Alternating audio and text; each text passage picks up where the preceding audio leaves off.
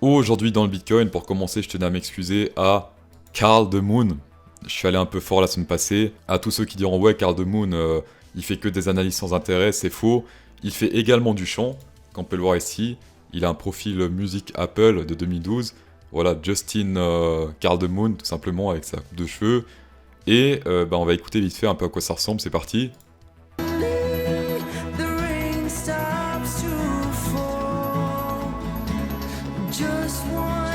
Voilà, donc en vrai, objectivement, c'est pas mal. Il chante plutôt bien. En tout cas, moi, j'ai rien à dire. Une fois, j'essaie de faire de l'opéra.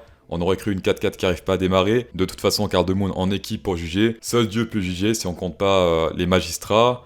N'oublions pas. Et ça aussi, si on compte pas les pseudo-cinéphiles sur Allociné également. Mais sinon, seulement Dieu peut juger. Voilà, Yahvé, Mohammed. Incredible. On va commencer par le Bitcoin très long terme parce qu'on commence à rentrer rapidement. Ça c'est bizarre parce que normalement ça met toujours du temps pour entrer dans des zones intéressantes. Là on est descendu très rapidement, vous allez voir pourquoi. Alors déjà, il faut être sous les MA 20 pour que ce soit intéressant en weekly. Donc déjà là on est sous les MA 20, d'accord. Il faut être très bas au niveau du RSI weekly, ce qui est le cas aussi ici. On est presque au même niveau que lors du crash Covid, d'accord. Donc lors du crash Covid, on était autant survendu que maintenant, légèrement plus que maintenant, mais on est très proche, d'accord. Là on était vers 37. 33 pardon, et ici on est vers 37. Et le troisième critère, c'est le stochastique tout en bas, stock RSI tout en bas.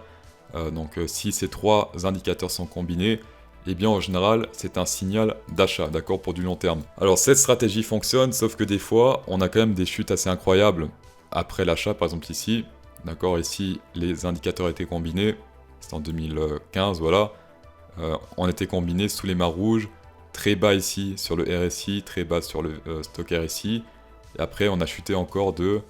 Voilà, si on achète ici, on a chuté de... Allez, 50% de plus. Donc ça fait mal au cul.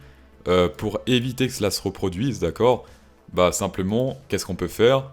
On peut viser plus bas au niveau des EMA. Comme on peut le voir ici, les MA 20, ok, c'est bien, mais c'est les MA à boule, quoi. Nous, on va acheter en bear market. Donc pour acheter en bear market, on achète où? Quand on est au moins sur les MA 200 ou en dessous. Par exemple ici, d'accord, ici on était sur les MA 200, combiné avec le bas du RSI, combiné avec le bas du stock RSI, là oui, là c'est vraiment solide pour acheter pour du long terme. Après cette stratégie c'est vraiment pour acheter le bottom, ça nous aide pas à recharger sur des montées, par exemple ici c'était bien d'acheter, ici aussi, mais cette stratégie c'est vraiment pour chercher un bottom après un crash. Ici actuellement on n'est pas encore sur ce bottom après un crash, ici par exemple on aurait pu acheter ici, on était d'accord, mais c'est plutôt pour du court terme. Ici on est monté sur du court terme, bon, on dirait une bite donc je vire. Mais pour du très long terme, regardez par exemple lors du crash Covid, on était sur, même sous ici les MA 200, tout comme ici en 2019 on était sur, voire sous les MA 200, combiné avec le RSI bas, combiné avec ça, donc ici c'était un achat, ici EMA 200 combiné avec le RSI bas, combiné avec ça c'était un achat. Voilà, donc ici on est plutôt bas niveau RSI, on est très bas niveau stock, par contre le EMA ici nous dit que il y a un très gros support encore plus bas. Souvent lors des ATH, qu'est-ce qui se passe? On descend sur du long terme, d'accord? Ici c'est très long, alors qu'ici c'était très court. On est descendu en quelques semaines ici et on est déjà sur les maçons, alors qu'en général ça met pas mal de temps ici, d'accord? Pour ceux qui veulent accumuler toutes les 2 semaines, vous achetez, je sais pas, 100 euros, 200 euros, 300 euros de Bitcoin, ça se passe ici sur ce chart. Pour ceux qui veulent all-in sur un bottom, ça se passe avec l'EMA ou sur ce chart aussi théoriquement, mais ça m'étonnerait qu'on atteigne cette zone. Le désavantage quand on all-in, c'est quoi? C'est que c'est pas sûr que ça monte. Donc déjà, on n'est pas sûr que ça monte. Et deuxièmement, on n'est pas sûr que la zone est atteinte. On n'est jamais sûr qu'une zone est atteinte pour recharger. Même moi, vers les 22 000, je suis pas sûr que cette zone va être atteinte. Voilà, c'est pourquoi je fais des investissements réguliers dans le Bitcoin. Et s'il atteint cette zone, je mets un peu plus de thunes que d'habitude, tout simplement. Pour l'investissement long terme, il y a plus de détails dans le cours CryptoSauce. Pour revenir en semaine ici à quelque chose de très intéressant, alors là on est sur ça s'appelle un running flat potentiel. Alors attention, je traite pas les running flat.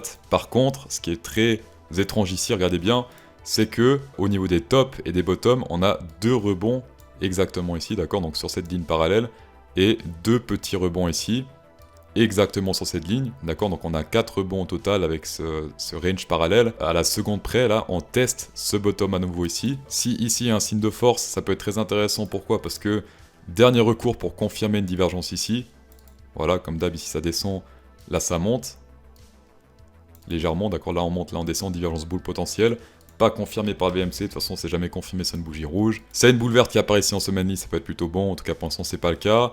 Et on peut transformer cette grosse divergence bear ici, en semaine-ly, en grosse divergence bull ici, qui fait plus ou moins la même taille, peut-être un peu plus petite, en grosse divergence bull, donc ça peut être très très intéressant d'acheter.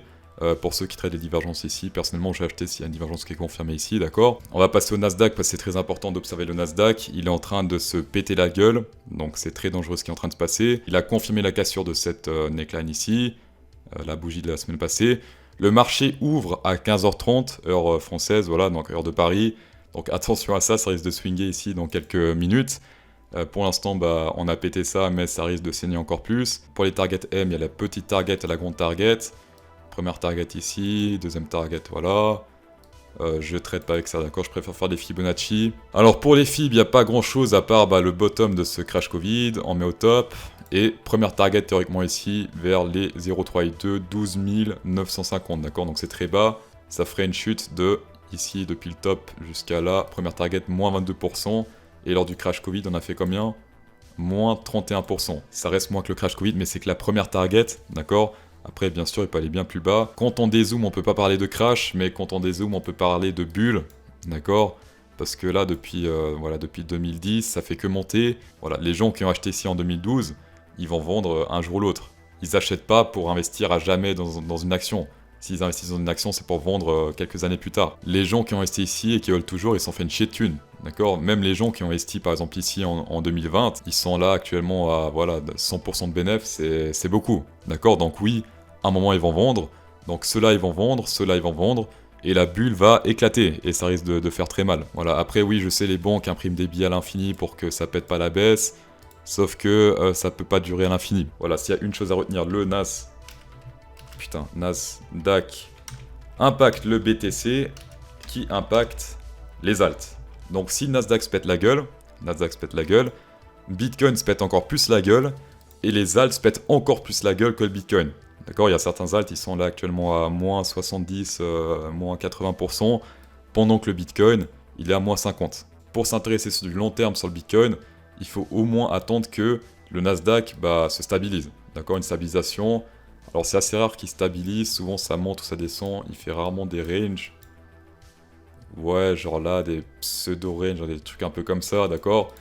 Mais n'achetez pas quand c'est rouge comme ça, sur une bougie rouge comme ça, sur une cassure de neckline. Je pense qu'il y a des chances qu'on ait du Bitcoin encore moins cher d'ici quelques semaines.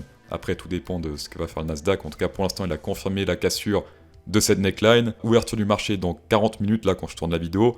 Ça va swinguer, ça va swinguer. Rappelez-vous en 2000, alors peut-être certains d'entre vous n'étaient pas nés, mais moi en tout cas je me rappelle puisque je joue à Spyro sur la PS1. Ici, donc on a fait plus ou moins pareil que là ça faisait que monter, bulle, d'accord, bulle, et à un moment la bulle, elle éclate. Bog de l'an 2000, et ça se pète la gueule. Après, comme d'hab, je connais les théories. Oui, aujourd'hui le marché est différent, aujourd'hui il y a la régulation, machin, blablabla. Ça va arriver un jour ou l'autre. On a commencé à chuter ici en 2000, d'accord, en mars ici.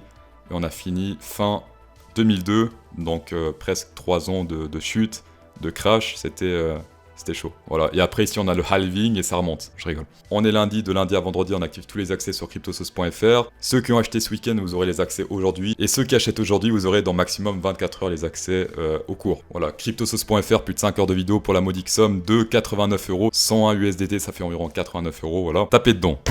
On va passer sur Ethereum. Alors pourquoi Ethereum? Parce qu'il est en deuxième place. Si le Tether passe en deuxième place, on va faire des analyses sur le Tether USDT. D'accord? Donc on va voir si le Tether peut monter, si on peut long ou short le Tether. En tout cas pour l'instant c'est le Ethereum qui est en deuxième place. On s'affole pas sur le Ethereum. Alors lui il a combien de chutes là? 55%, donc un peu plus que le Bitcoin. Il a un peu plus souffert que le Bitcoin. Il a également pété des résistances majeures au niveau du RSI, canal parallèle ici, BIM. Ça fait mal aux fesses et donc ce support se transforme en résistance. Qu'est-ce qu'on a? Est-ce qu'on a également ce range parallèle comme sur le Bitcoin? C'est ce qu'on va voir tout de suite. Alors je crois que je suis en logarithmique. Voilà. On va le faire un peu mieux. Oulala. Oulala. Ethereum. C'est quoi ça? Range parallèle. Bim. Ça pète. Pour l'instant ça pète. Et là actuellement on compte les tiges avec. D'accord? Donc tige, tige, tige. Et là pour l'instant on est en train de péter ça à la baisse. Ethereum en PLS, est-ce que le Bitcoin est aussi en train de péter? On peut pas dire. Légèrement, d'accord, mais bon, là on n'est pas ultra précis non plus. d'accord, mais légèrement, mais en tout cas le Ethereum pète plus que le Bitcoin. Les analystes sur Twitter, ils vont dire quoi? Alors, si j'essaye de me mettre dans le corps ou dans la tête d'analyste Twitter, ici on est sur l'EMA 100. The last time we were on the EMA 100, bon on était un peu loin mais we made a bounce of over 100% towards the upside. Bon déjà, ne faites pas une généralité parce que le truc s'est passé une fois, je vois trop de comparaisons. Le prix a fait ça une fois dans le passé, hop, on a rebondi une fois dans le passé sur le EMA 100, hop, on rebondit encore, d'accord? Si par exemple ici, on pète l'EMA 100, on arrive sur l'EMA 20, on rebondit sur l'EMA 20, on arrive sur l'EMA 100, ici, d'accord? On retourne sur l'EMA 20 et après hop, EMA 200, et qu'il a fait la même chose dans le passé déjà une fois, comme ça, un délire comme ça, hop, hop, on va sur l'EMA 20, ensuite EMA 200 qui est quelque part ici. Là, dans ce cas, il y a plus de chances que ça se reproduise. Plus c'est détaillé, plus il y a de confirmation, plus il y a de chances que ça se reproduise. Un seul rebond sur une EMA, c'est pas une confirmation. Quand vous voyez une comparaison sur Twitter, il a fait une fois ça et ça monte, et après, disons 2020, il est en train de faire ça, ça a sûrement monté. Non, d'accord? Par contre, s'il a fait un rebond ici plus haut, un rebond plus bas, un rebond comme ça, et que là, il fait hop, il fait la même chose, voilà. Là, on rentre déjà plus dans le détail, et ça devient plus intéressant. On se revoit demain pour du day trading. Merci d'avoir checké cette vidéo, ça fait extrêmement plaisir. Spécial 10% de rabais comme d'hab, avec CryptoSauce 10. Insérez un pouce bleu pour procurer encore plus de plaisir, et bonne soirée.